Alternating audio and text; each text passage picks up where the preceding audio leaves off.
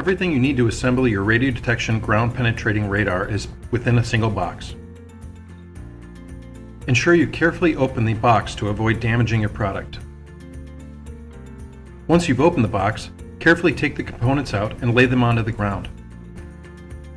The operation manual and quick start guide can be found in the box. Please refer to these if you require any additional support. Attach the cart handle to the cart base using the handle pins provided.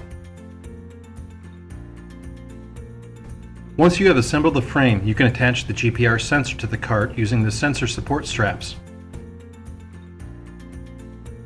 Attach the display unit onto the display unit tray, as shown here.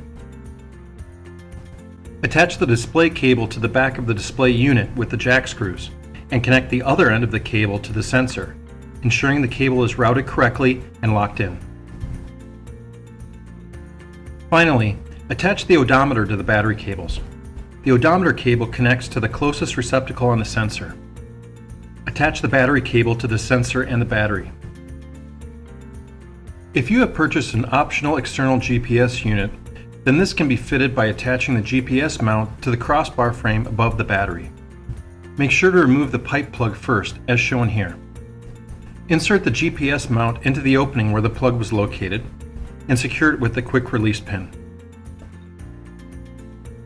Your fully assembled ground penetrating radar is now ready to use.